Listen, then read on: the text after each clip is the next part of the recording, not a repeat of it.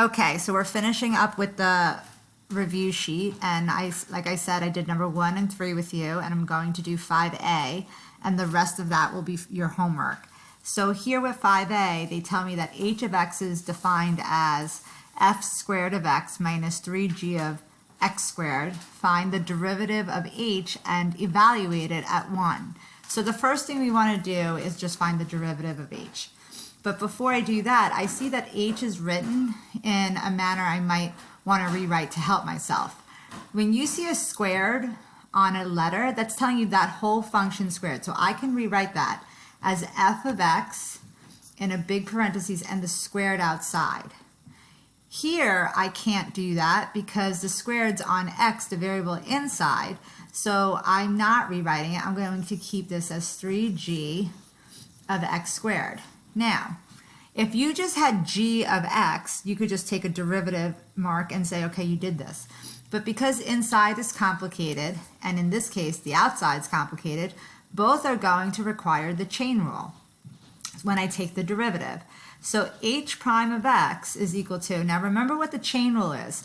You take the derivative of the outside and you keep the inside exactly the same. So this 2 is going to come in front, and the inside stays exactly the same, so that's going to stay f of x, and this drops down to 1, but I'm not going to write that because sometimes kids think that's a prime and not an exponent of 1. So that's the derivative of the outside, but you're not done with chain rule until you take the derivative of the inside. So then I'm going, the derivative of the inside, well, that's just f prime of x. Well, now I just finished taking the derivative of this term with this expression. Moving on to this piece. Minus this 3 stays 3. And now this, because it's just a constant multiple rule, we call that in front, but this requires the chain rule. So again, it's the derivative of the outside, inside stays the same, as the derivative times the derivative of the inside. Well, now that becomes 2x. That is what h prime of x is equal to. To me, this was probably the most difficult on this sheet, so therefore I wanted to do this one, especially with you. So now all you have to do is when I already found the derivative, I want to now evaluate it for 1. So anywhere you see x, you're just going to replace it with that 1 value. I'm going to put 1 there, minus 3g prime of, we're going to have 1 squared, 2 times 1.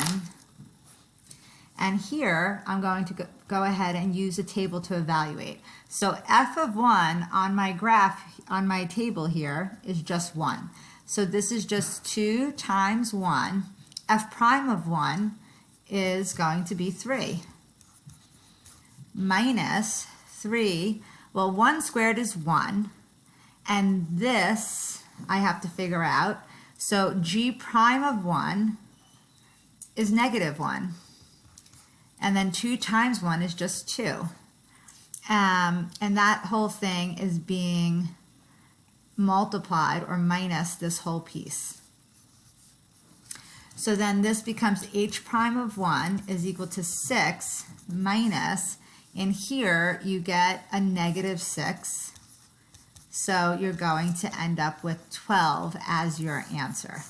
All right, so as you see, I don't think the concepts are hard, but the algebra is where we could make silly mistakes with that double negative, forgetting that there was 2 negatives there and such. So practice this, and we will be going over any questions on Wednesday, because your next assignment will count for a lot more than your just basic homeworks. All right, good luck. And if you have any questions, always know you can email us. Bye-bye.